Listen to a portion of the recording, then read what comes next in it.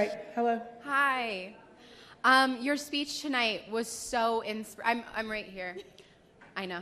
Okay, there you are. Hi. Okay. Hi. Your speech tonight was so amazing and inspirational. I'd love to know what you feel is the greatest lesson you've learned throughout your life and career. The greatest lesson I've learned throughout my career came from Maya Angelou, actually, when I was, first meeting her.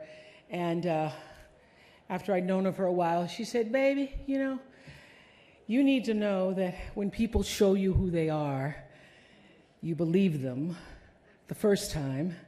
Oh, you know that lesson too now. First time.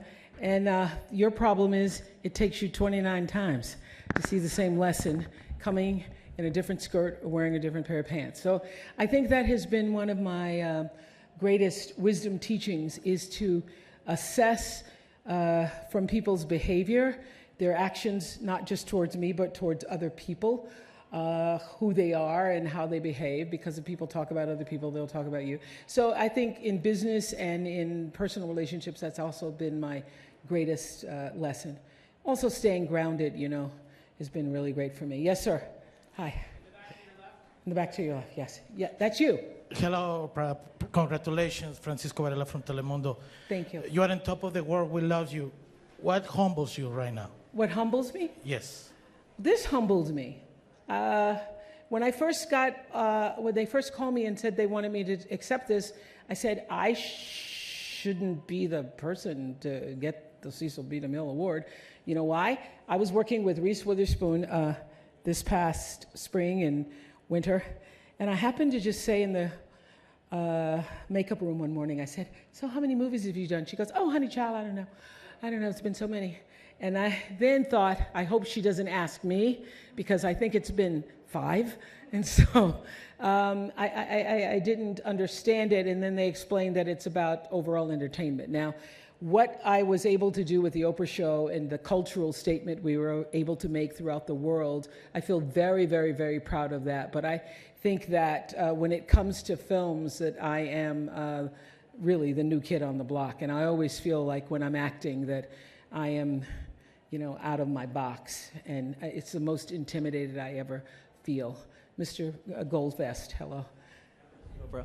I'm curious what wisdom you could pass on to me and my friends were film school scholarship recipients of the Hollywood Foreign Press. Mm-hmm. I'm curious, what wisdom can you pass on to the future generation of people here in Hollywood that want to make movies? Well, the way to make movies is to do stuff that you love, because, for 25 years I worked on the Oprah show, and Stedman will tell you that there were nights that I came home and I almost, it was hard to even take off my clothes because I knew I was going to be getting up 4 hours later.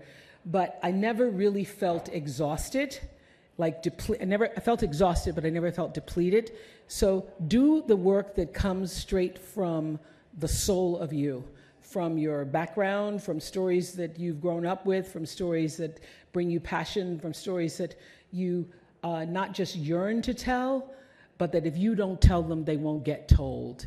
And when you are operating, the single greatest wisdom I think I've ever received, other than when people show you who they are, is that the key to fulfillment, success, happiness, contentment in life is when you align your personality with what your soul actually came to do. I believe everybody has a soul and has, their own personal spiritual energy. So when you can use your personality to serve whatever that thing is, you can't help but be successful. So if you do films that come from the interior of your soul, you do work, you do art that comes from the interior of you, you cannot miss.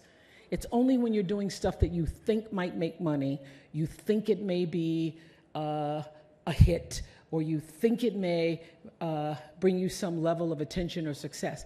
That isn't what does it. I would have to say that all of the great, wonderful experiences of my life that have brought me to this moment have come from working from the interior of myself.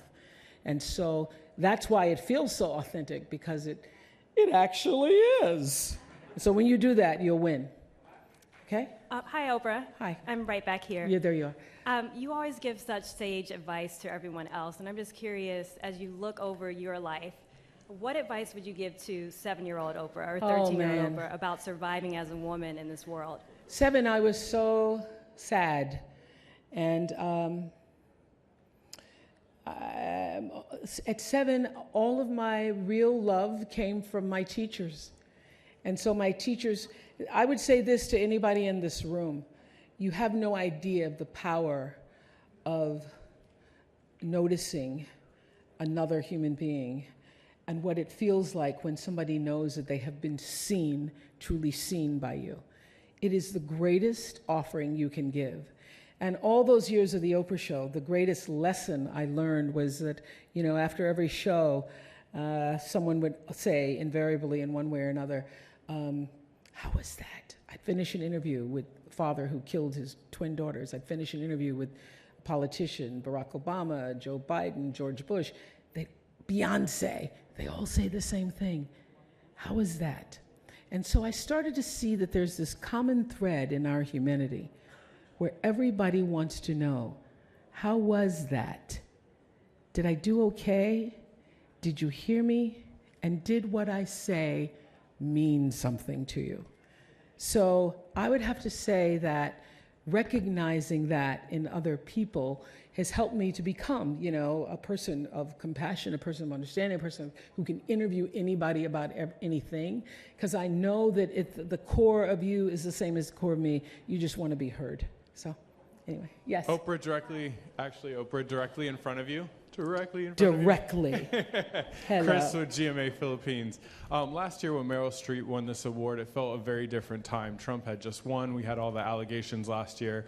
With your speech, with everyone in, you know, solidarity in Black tonight, do you feel like the country together as a whole is moving in a better direction than we moved last year? I certainly feel that what happened, you know, I always think and know, having watched it over the years through thousands and thousands of interviews and watching people in their dysfunction, that when something really negative is brewing, that there is the direct opposite reaction that is also possible, because for every action there's an equal and opposite reaction. So when something as big as what started to happen in October with Harvey Weinstein started to unfold, I thought, whoa, whoa, whoa, whoa, whoa, whoa. And with every day's revelation, I thought, here is an opportunity for something powerfully, a powerful growth. And how do we use this moment to elevate what is happening instead of continually victimize ourselves? And so I think that wearing black in solidarity is one step. I think that what Time's Up is doing with the Legal Defense Fund is a major step. It was very important to all of us involved with Time's Up that it not just be about the women of Hollywood, because we're already a privileged group, but to extend to the women of the world, because as I said tonight, there isn't a culture, a race, a religion, a politic, a workplace that hasn't been affected by it. And one of the reasons why I wanted to tell Recy Taylor's story is to let people know it's been happening for a very long time when people didn't feel that they could speak up. And so there are so many women who've endured so much and remained silent and kept going because there was no other recourse. And now that we've all joined as one voice, I think that it feels like empowerment to those women who never had it.